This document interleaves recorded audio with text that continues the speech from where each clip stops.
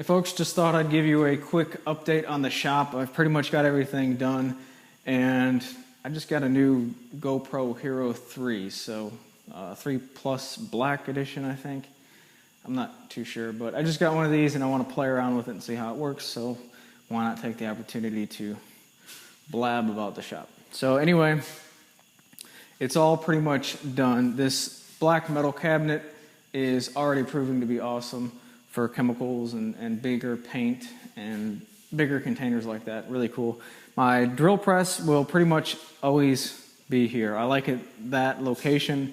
It's got a nice white backdrop, which is nice for video. And it's just convenient right there. The bandsaw, if you watched the dust collector brackets video, the bandsaw is right here, and I think that's a good location for it. It's the end of the line as far as the dust collection goes. And I've got this longer flexible hose on it. That way I can use it for not only the bandsaw, but cleaning up a mess. Or if I happen to have a tool on a stand semi-close to here, it'll pull up like 8 feet or so from the wall. And the dust collection brackets themselves, these have turned out to be really cool. I love the way that these turned out, and they're super simple.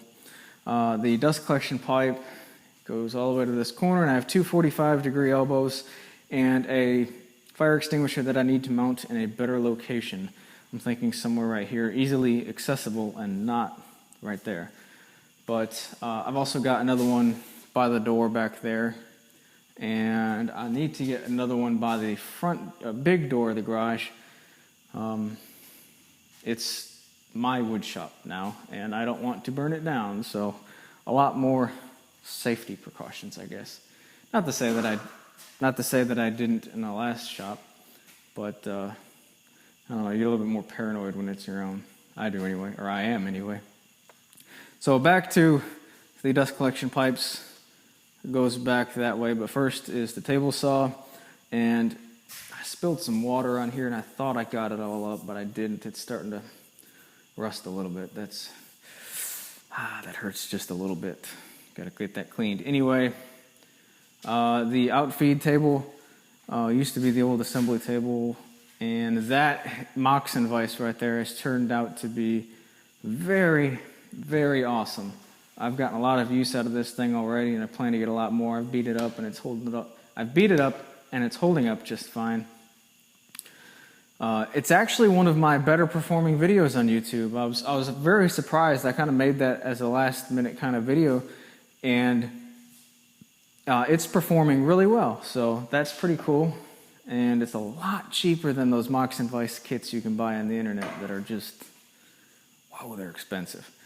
But anyway, the piping for the dust collection comes behind the table saw and goes to the dust collector. Now, this dust collector, I don't know if I'm going to keep it or upgrade or what, but I've got to do something to it, because in the old shop, I exhausted the air outside. It was very easy to do because I had a window and I can just put a piece of plywood with a hole in it in place of the window, and it worked out really well. There's absolutely no way I'm going to cut a hole in my garage wall for a dust collection pipe. It's just not going to happen. I'm not going to do it. So my wife won't let me do it, put it that way. I'm going to either, I don't know, maybe get one of those canister filters and exhaust the air back into the shop through the filter.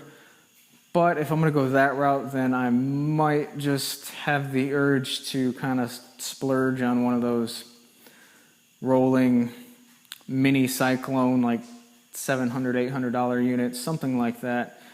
I don't know, having my own shop in my own home kind of has me thinking a little bit more conscious about dust and breathing it in and health and safety and all this other stuff. So I don't know, that might be an option down the road. I'm not exactly sure. Oh, and these blast gates. A lot of people, and when I say a lot, I think it was just 3, but a lot of people have asked me about these blast gates, and I don't know how this is going to show up, but on the blast gate, this is 3 pieces of 1/4-inch plywood, and on this side is a piece of pipe, and on this side is half of a coupling. So you take a coupling, cut it in half, and you can make 2 blast gates out of it. And the reason I have the two sizes here is that way you're not, if I use a coupling only, then that means I would have to connect the blast gate into the center section of any piece of pipe. I'd have to cut the pipe in half or connect two pieces of pipe, and I don't want that. I want to be able to connect the blast gate to any one of these pipe fittings. So that's why it is pipe on one side and coupling on the other. That way, anytime you have a fitting, you can slide a blast gate in and then slide the pipe in on the other side of the blast gate. So it works very well. These are, I don't know, a year and a half old, something like that, and they're working just fine. This cutout, it's not actually a cutout, it's 3 sandwiched, and then obviously the open space for this. But that's what the other side looks like. There's nothing covering it up other than a piece of tape that is not taped to this face. It's taped to this face and folded over on top of itself, and then folded over onto the opening right there. That way when there's suction in the line, it'll suck the tape onto here, reducing airflow in this little opening. And it's also not attached to the outside. That way when the blast gate gets pushed in, it'll push whatever dust and debris and crap that's in here out instead of keeping it inside the blast gate. And that's mainly the reason why I made these, because the Harbor Freight blast gates that I was using really gummed up on the inside. For those who have used those Harbor Freight blast gates, you probably know what I'm talking about, where dust gets inside the actual blast gate when you shut the gate, and it won't let you shut it all the way. So that was basically the reason why I made these. And I'm glad that I did, because it worked out really well. But anyway, I think I started with the drill press. So this wall is my planer and storage wall. I've had this dresser for several years. I found it in the trash, and 4 big drawers. You can't turn that down in a shop. I've got the dust collection for this planer is just a simple hose going into a pillowcase that is bungeed on there.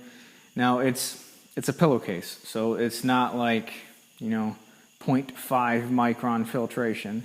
It's not. It's just a collection for all the bigger chips. All the small stuff is probably going to come through and blow around or whatever, but I'm okay with that, because in my experience, this planer creates some pretty big chips and shavings. So I don't know, it works out. And I haven't noticed it getting really dusty in the shop either when I do run it this way. But I have all my French cleat stuff on the wall, and all of my chemicals, fire extinguisher, and back to here. So this is a little simple wall. Now, all of my clamps, I don't know what to do with them yet.